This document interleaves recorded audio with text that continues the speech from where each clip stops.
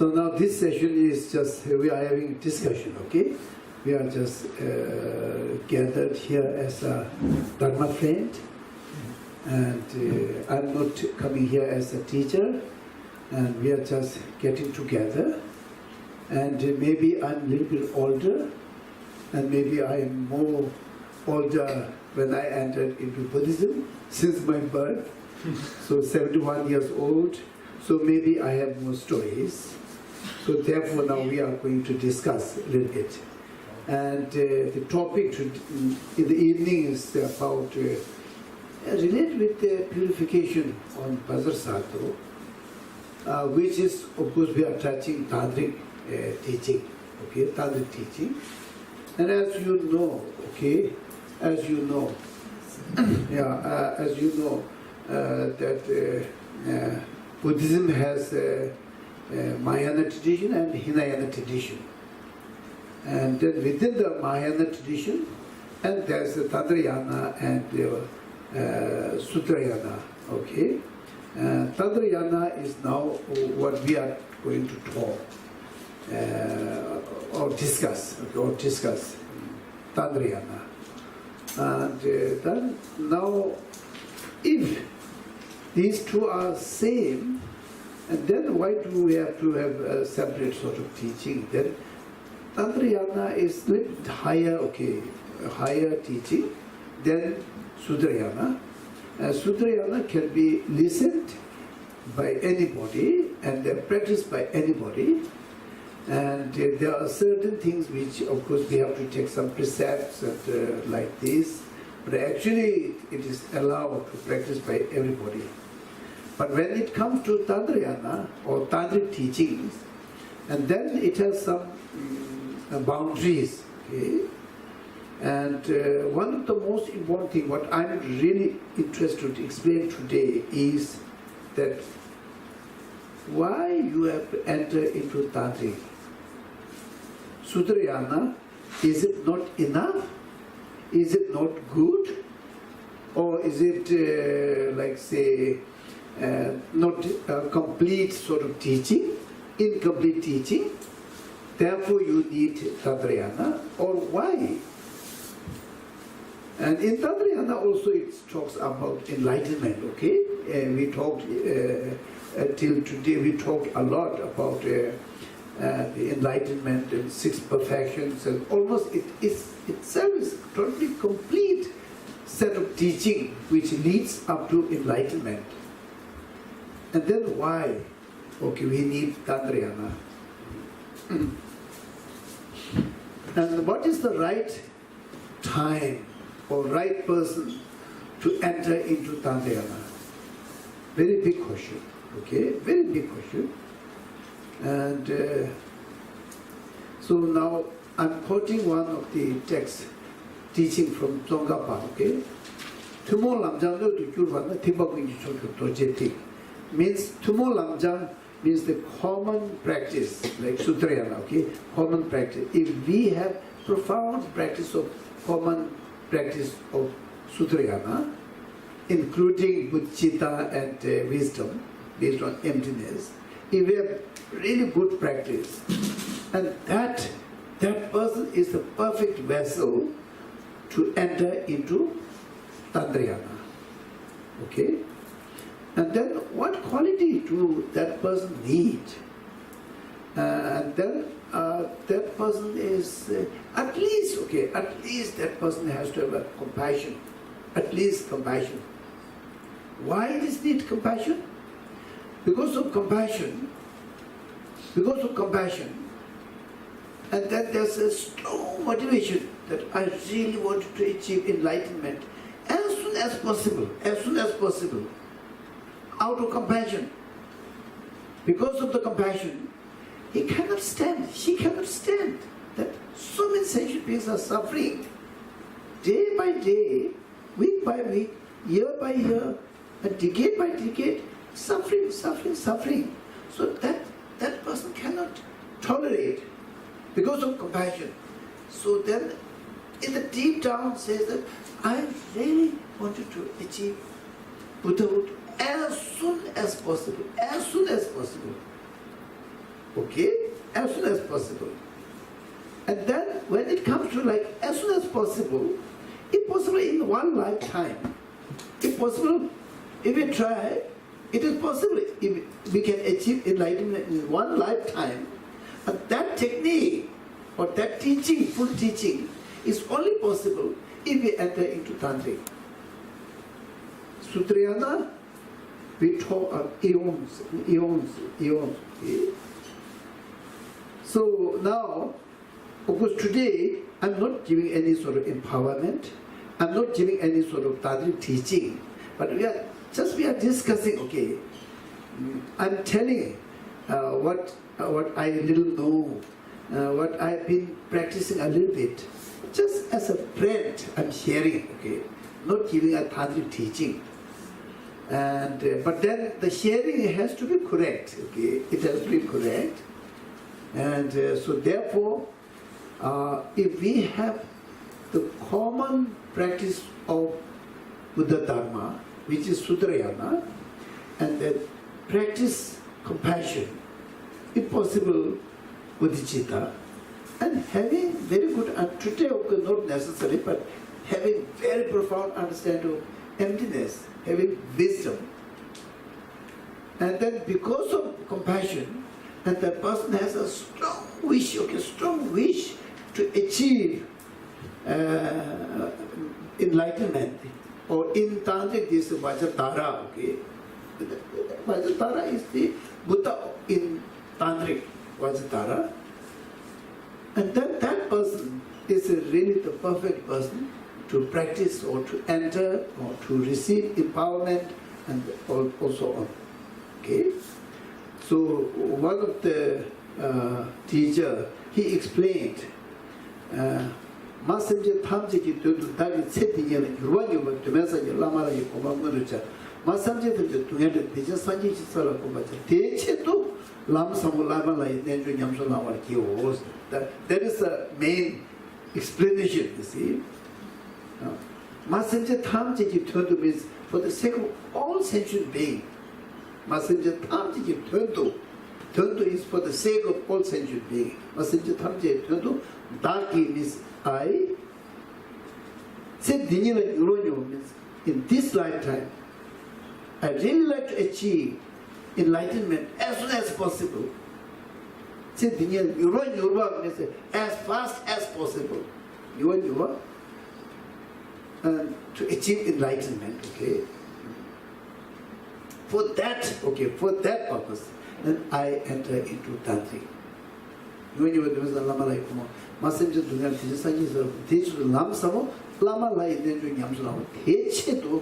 For the purpose of this, and I really wanted to practice Tantric. Okay? And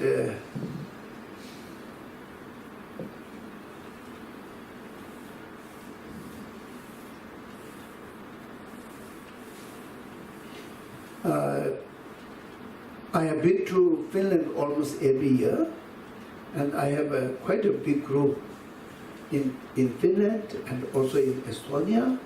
Now in Finland also there are about now 3 different groups. I spent about 1 month between Finland and Estonia since 2004. Only 1 or 2 years I couldn't visit, because I'm visiting. And they are expecting that I will give Tantric teaching. Okay? I say, please, don't expect anything Tantric teaching from me. Okay?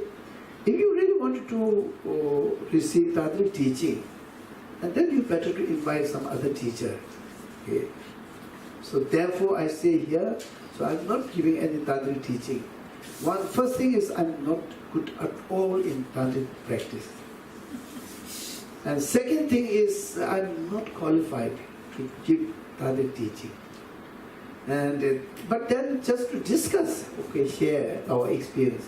This is okay, yeah, okay, yeah. Especially when it comes to like Tantric teaching, and then the our spiritual connection, okay, spiritual connection. which we all have, almost like we all have a connection with His Holiness Dalai Lama. Because of this, we are spiritually connected. And we have every right to discuss each other and to suggest something to each other, because we all are disciples of His Holiness Dalai Lama. With this, okay, actually it was a little bit mistaken, because they say, okay, we are going to do this and this. I said yes, yes, yes, yes, yes. And then there's the Bodhisattva purification. From here, yes. So it went yes, okay, then I couldn't take it back. And then it remained yes, okay, yes, yes. Yeah, it happened in this way. Yeah. So you understood the connection between Sutrayana and Tantric teaching. Both are okay, Mahayana tradition, but one is a little bit lower, one is higher teaching. By having the profound practice of Sutrayana, and if you enter into Tantrayana, that has been very good, okay. As Tsongkhapa says, Tumo Lamjang no to Jubana, Tibaku Choku Dorjee. And that is the perfect vessel to enter into Tantrayana. Okay? Yeah. And then motivation, as I told you, you need to have a compassion. Oh, I really would like to achieve enlightenment. So many mother sentient beings are suffering, and they're collecting so many sources of the suffering. So I have to achieve enlightenment as soon as possible. Just even if it's like 1 hour or 10 minutes, if you achieve enlightenment earlier, and then you will be able to do, okay, move for the other sentient being. With this, okay, totally like, I really wanted to achieve enlightenment for the sake of all sentient beings as fast as possible, because of the compassion. Therefore, compassion is very important, as you know, that if someone has the practice of compassion, and then in Kamala Shila's text, the middle teaching of the meditation, he mentioned that if you have practice of compassion, then you can say that whole Buddha's teaching is in the palm of your hand. Compassion, so important, so important. And Tantric teaching is very, very valuable, very good, because of compassion. Because of compassion. See? And then also emptiness is so important. Without understanding emptiness, today we are not dealing anything about emptiness. But when you really enter into Tantric, then you need the emptiness as one of the most important factor. Okay. When you enter, now. So this is how Buddha taught. And of course, in some places like say Sri Lanka or Thailand and Burma, and then I think they now these days they are also coming to Dharamsala to receive teaching. And this beginning of this June, there were so many Thai monks came to receive teaching from His Holiness Dalai Lama.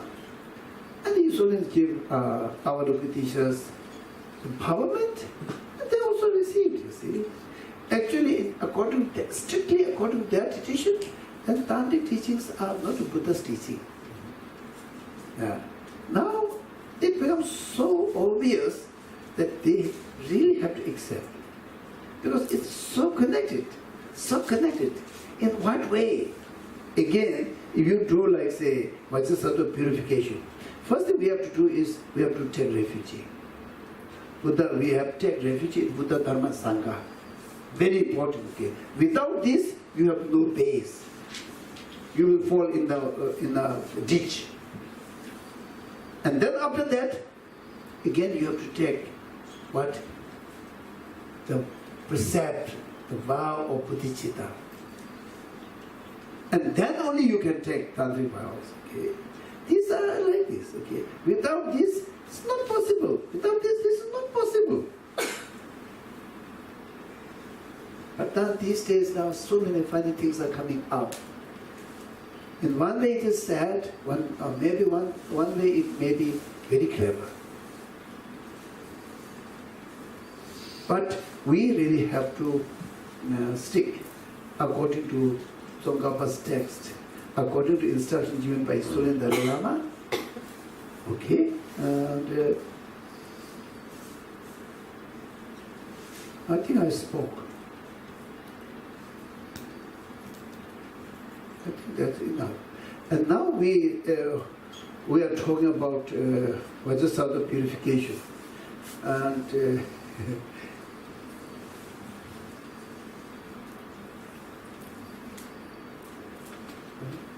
this one? Yeah. So, Bodhisattva. Now in a professional way, like today, we have like so many professions, okay? And someone is specialized. Now in doctor, in medical doctors, there are so many specialized, okay? It used to be a specialized, like say, gynecology or cardiology.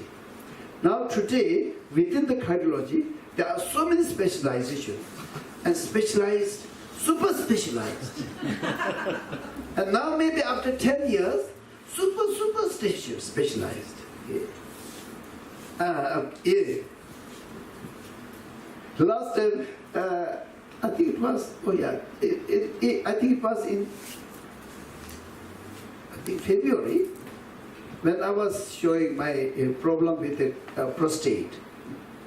One of the doctors said, we need to check biopsies, okay, biopsies. And then what do I have to do? So we have to put some analysis, and we will take some small, I can't say meat, but some small quantity, check, and then they examine whether I have this cancer or not. Okay. And then there was my friend, Indian friend, who was a really good friend. Today she was with me. And then they confirmed, okay. They also room rent and everything, it becomes so expensive, like 21,000 rupees. For doing this biopsies, I have to stay in the hospital, in a room, and all the expenses, it is about 21,000. Okay. And the bishop said, Krishna, don't worry about money. Don't worry about money, but I really worry. He said, I have little worry. Is it okay if we just take another opinion from another doctor who is super specialized? Wow, that is very good, okay. And then we draw, okay, we draw. We fill all the forms and everything, but we draw.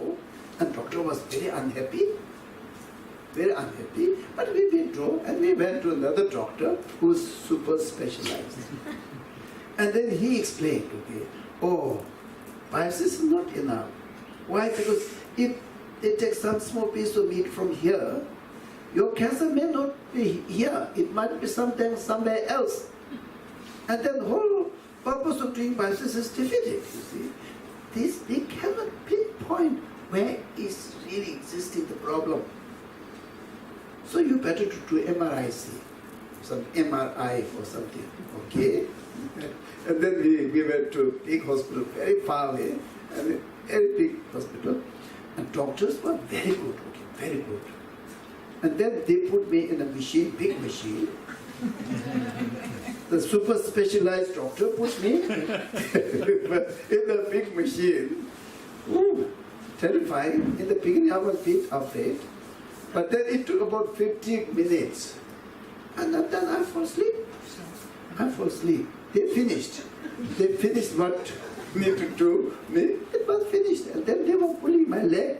I said, okay, come, wake up. Oh, I'm in this machine. Yes, I have to come out, you see. And then this, whatever is taken in this, and I think it has about 12 films or something. Then that has to be read by another specialized person. Okay, read. And then she wrote all the explanation, okay, what is wrong there, not there, everything she wrote by reading these 12 films, okay. And then the super specialized doctor watch. Oh, okay. So it's very complicated. So now Bodhisattva is super specialized. Okay, in what field? Purification. But he was qualified for many, many years ago. He never updated. How far he is qualified, I don't know. Maybe we have to ask Bodhisattva.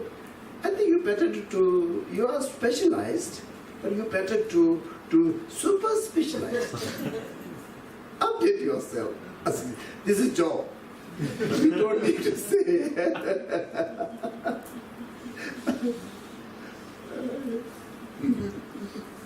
So, but anyhow, Bodhisattva is specialized in purification. Okay? And sometimes our mind, even every Buddha has a potential, but if there's a level that Bodhisattva is, when he became a Bodhisattva, his commitment, okay, from the beginning, his commitment was just, I really wanted to help every sentient being to purify their sin. Because of this, we can say he's specialized. Yeah. So in this way, by hearing all these things, then we feel what was in the morning we talked, faith, okay. If I rely on Avalokiteshvara, yes, compassion he is very good. But purification, this is not his specialization. So actually I think everybody can do everything. Once they become like Bodhisattva and enlightened, everybody can do. But because of our mentality, and then we leveled Bodhisattva as a deity for purification. Okay? Purification, and it has its own special richness, special depth, and special connection. Okay?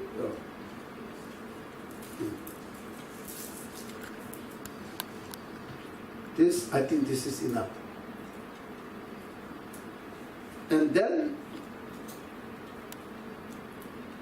of course, many of you receive empowerment of Bodhisattva from Chaturambhaji. But many of you, I think, still not.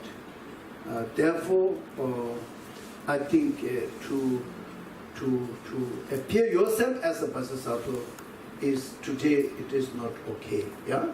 So we just visualize Bodhisattva in front of you, and then we say 100 syllabus mantra. I think at least like 21 we do. Okay, when we are practicing, we always do 21 times 100 syllabus mantra. And then during that time, what do we have to think? And at the end, what do we have to think? And that I will explain. That is, I think, it's okay, yeah, to explain. Yeah. When it comes to like you yourself, dissolve your pamel, pamel is Tibetan, ordinary appearance, dissolve, and appear in the form of deity, Bodhisattva. That is, I think, not possible today. Okay, but I think it's okay. Yeah.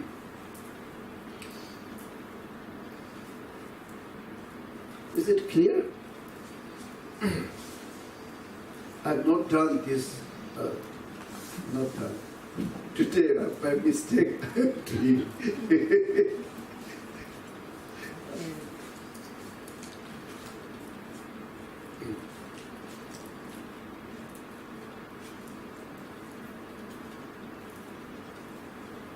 Now we can see, okay, we can see this Thanga of Bodhisattva and his posture or gesture, his complexion.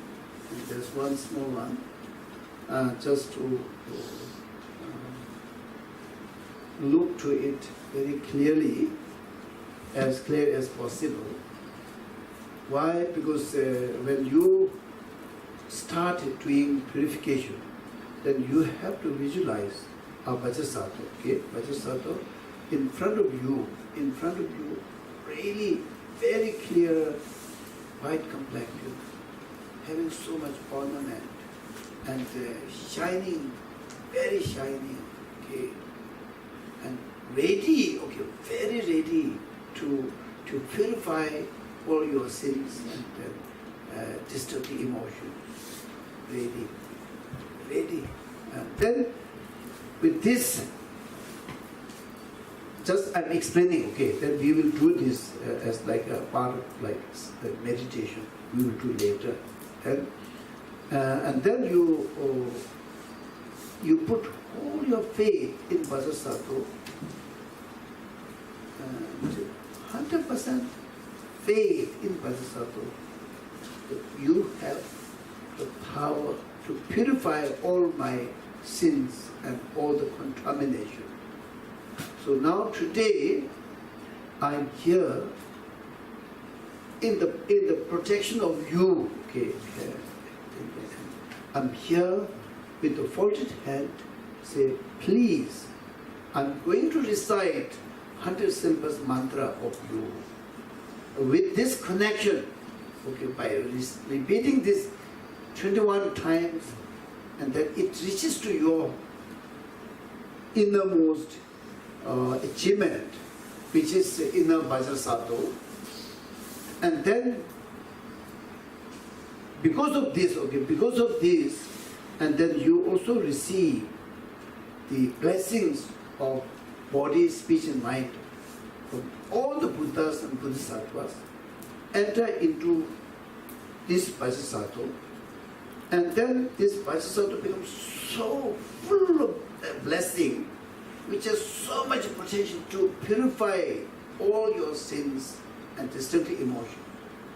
And by reciting this, we are so connected, and then one of the Bodhisattva appeared in the main Bodhisattva, and then it enters into you, and you get all the blessings of all the Buddhas and Bodhisattvas through Bodhisattva, and you yourself become like a Bodhisattva, and all the dirty things, contamination things, all purified. Okay, and you become exactly same like Bodhisattva. And then Bodhisattva, after that, smiles to you, say that, oh, you are very good. You purified all the sins, all through body, speech, and mind, and you become Bodhisattva. So this is how we have to practice. Okay? Is it interesting or what?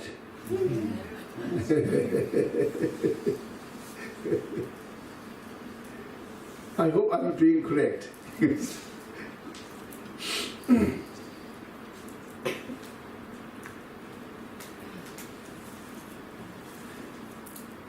I do almost not almost every day, but still I read the text today because I have to speak to you. So therefore I read slowly. I read once, and based on this, then I'm explaining. And it is not like